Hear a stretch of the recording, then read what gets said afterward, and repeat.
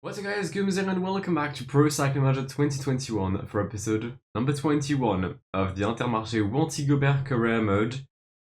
Probably the last episode of season 1. And we're gonna do World Champs, we're gonna do Lombardia. I may put some of the interesting races here and there. But I do have a main question. I'm gonna kick it off right now. Do you want to see a season 2 of Intermarché Wanty Gobert? And if so, would you mind if that season 2 would be on PCM 2021 and it would be released at the same time as my PCM 2022 career mode? That's the question. Alright, enough talking. Let's go to Luxembourg. Fuck it, maybe there would be a nice stage, I don't know. Alright, turns out we're in Wallonia for the first stage. But yeah, I mean, we don't really care about this stage. But yeah, I was thinking about the future of this series for the next season.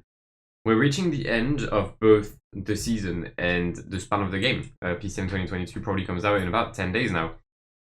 And it's a save I like. I think Intermarché is a team people like. I think you guys did enjoy this save. I mean, it's still like, May has been the best month on my channel since June of last year, which probably shows because it's the first month I've actually been invested in my channel. But I think people like Intermarché. And I think people are going to be interested to see Intermarché in 2022. However, I think I did a bad decision picking Intermarché for the second part of 2021. So I think I could try to maybe give you a season 2 on 2021, but it would probably be when PCM 2022 is out. Unless I rush the episodes. I don't know.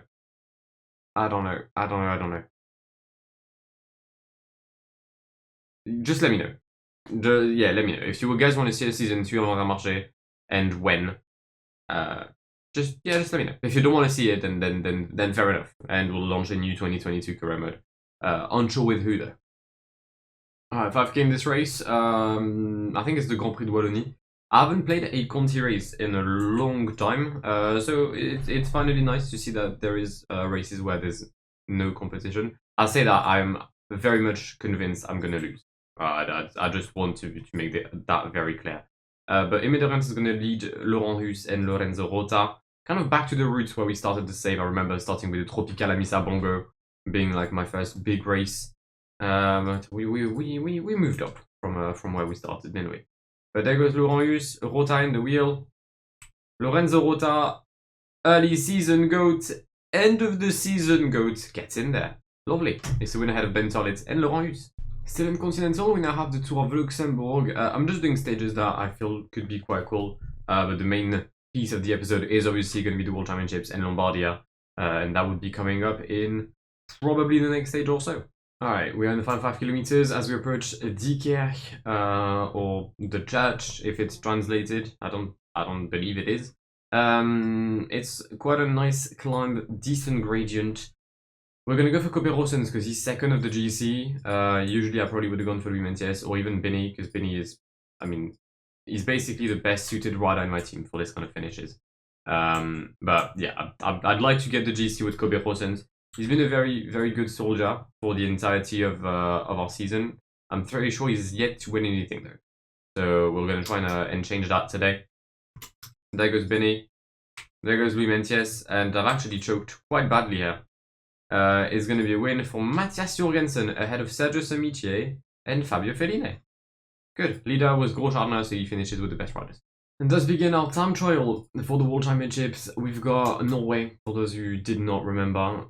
We did not win any of the European Championships. I would be surprised if we were to win any of the world ones, at least not the time trial one. We've got a very yellow bike. Is that the UnoX bike? I can't lie, the Norway bottle is a bit of a flex. I'm liking it. But yeah, we've got Zoran Vereshold, we've got Tobias Foss later, and Tratny currently leading in Valkenburg for the 40 kilometers of this parcours.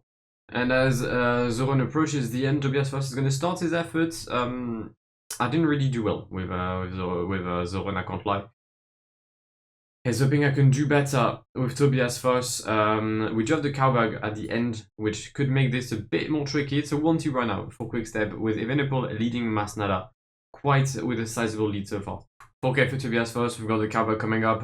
The intermediates aren't too bad. It seems like I could be heading for a top 15. So we'll see. Maybe the second part of the time trial could be a bit more tricky for us because we don't have any yellow anymore. With 2K to go, Izagirre just put the hammer down. Wow. It's a shame you haven't done that for the rest of the time trial, Leon, because you're already 2 minutes behind. But yeah, Tobias is going to cross the line for us. Our final rider, and is P8, 39 seconds behind Remco Evenepoel. That is the provisional leaderboard so far. We're going to take a look at Tom Dumoulin's arrival. He will join us next season. Can he do something? Can he get a medal? Tom Dumoulin cross the line? That's P4. Let's take a look at Rodez, the Aussie champion. Wow, P10. Oh, he fell off. Stefan Kung, though, doesn't seem to fall off at all across the line.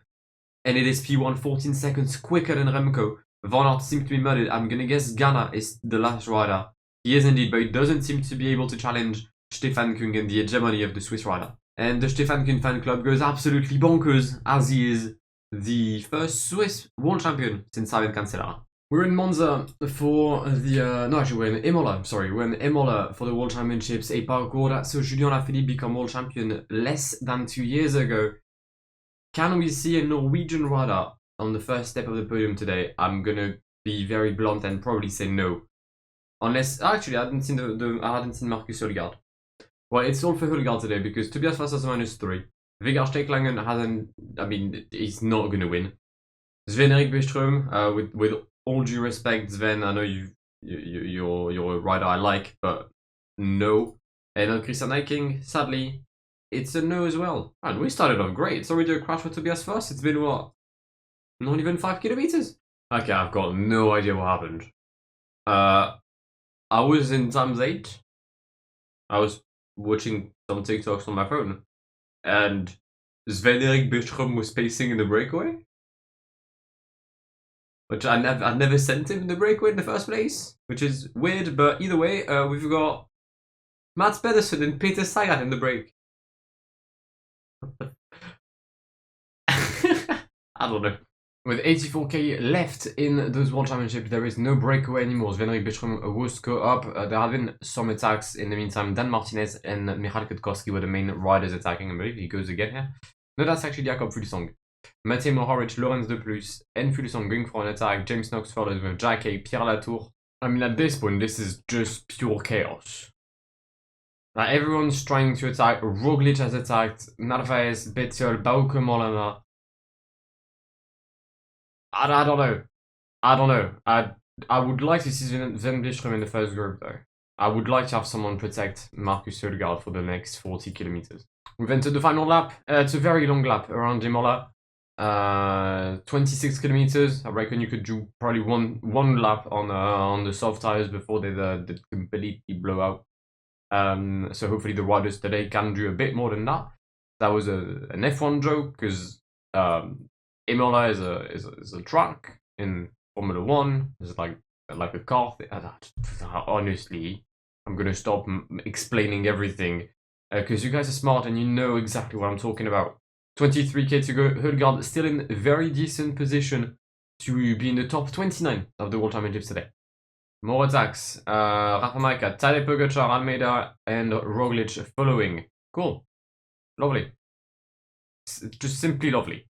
I'm gonna have to just pace with Sven-Erik because I do not want to miss this groove. Or the one from Bauke Mollema on the left hand side of the road. We're gonna get blocked by Majka very much. Thank you, Rafal, Tak, and however you say thank you in Polish. I'm gonna tell you what, Sven-Erik is doing a god tier work because he was in the breakaway. We do have a group of 6 though, with Tadej Pogačar, Jonas Vingegaard, Schachmann, followed by Alaphilippe, Tuns, and Konrad, followed by me. Sven-Erik is gonna try and bring everyone back together. He did manage to do that on half the group, but there's still another at large. Vingegaard, Pogačar, Konrad in the lead with 11 kilometers left in the World Championships in Imola. We've got a group of 18 trying to chase this trio of riders as Tadej goes again. Can Tadej become world champion after winning way too many Tour de France? I don't know. I think he potentially could. On paper, I think there's a world where he could. But you know what? Daniel Højgaard is holding on very nicely. Daniel Højgaard has done a stellar job here. We're in the leading group, 17 riders left and 9k to go. And here are some of the moves I cannot afford to miss. Bauke Mollema going, for example. Van Aert immediately following. Alright, we're now in the dire end. Is that a thing? I don't think that's a thing. I don't know. In the deep end? I don't know. But Bauke, 13nd for the Dutch rider of Trek Segafredo. Is it going to be a win for Drake?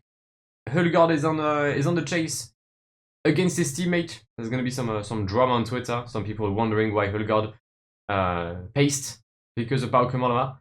I think he could hold on here. I think there is a world where Mr. Bauke Mollema holds on to the win. We're going to follow Julien Lafilippe. We're going to follow Julien Lafilippe. We're going to follow. No? Okay, I'll just go fuck myself then. Cool. We're going to follow Julien Lafilippe. There we go. Thank you. I'm going to destroy my acceleration because of that move, and we're going to lose the world champ today. And he has it. Has he held on? He has. Bauke Mollema is world champion. Gets in there. Lorenzo Rota's 4th. Oh, I should have paced more. I spent 15 for us today. Shit. I didn't think Bauke would do it, but he did. I should have followed his move. When I followed Van Aert, I was expecting him to come back on Mollema and then I would counter-attack. He never did. P15 for Hulgaard, P4 for Lorenzo Rota, once again proving that Intermarché is a goated team. It's going to be the final classic of the season, the final monument. We are heading to the classic of the dead leaves. La Clasica del... something dead. That's why I knew the name at one point, because someone told me the name when I already made the exact same joke when I did like a Lombardia playthrough. Yeah, nice. Either way, it's a +1 for Rota, who's the only good one in my team today. That's sad. Not gonna lie, I was hoping for a better send-off for Domenico, because he's retiring obviously at the end of the season and that's his final race. I'd hoped for better race day conditions for him. 96 fitness. I was praying to get a +1, +2, not a -3, and I didn't think, like, all of this I think is in fitness. Except Bini and Mencius. But the rest of the team is doing well, and we only have a Rota with a positive race day today. Bit disappointing, sorry. And also, I'm gonna struggle to get any results out of today's stage, and that's my main worry. We're in the Colma di Sormano, 4.9k, and probably the end of my hopes with Lorenzo Rota, because from experience, they go completely bonkers in this climb. I don't have any teammates, and also I've only got 75 mountain, which is not enough. Oh my god, they're already sprinting. Fuck you. Van Aert is in P2 already of the climb. I cannot. No. And there we go. We're right dead, right next to Van Aert and close to Bauke Mollema. We've got a group of 1 up front, and that's Alexei Lutsenko. So it's not a group, it's actually a solo rider. Final 18 kilometers, and unlike RCS, I know where the action is, so we're going to take a look at what happens in the peloton as we start each video. 4 kilometers, average of 9.8%. We've got 12 riders in the first group, as Jonas Vingegaard is the first one to say goodbye. So goes Mikel Landa, has been completely blocked by Wilco Kellerman.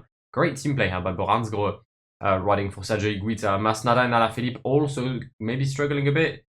Ciccone says goodbye. Higuita says goodbye. We've got a group of 6 following the attack from Joao Almeida. Joao Almeida attacking. That's weird. Usually he's the one that gets dropped no matter what, but then he never gets dropped. But he can't drop, but he also cannot drop. If you see what I mean. 9 riders in the third group. Almeida, Roglic, Carapaz, Uran, Higuita. Attack by Primož Roglic. Is Tadej not here? Tadej is not here. Alaphilippe is trying to do no work because he's got Masnada. I'm not sure that's the wisest of decisions, my very good friend. I'm sure that is the wise decision.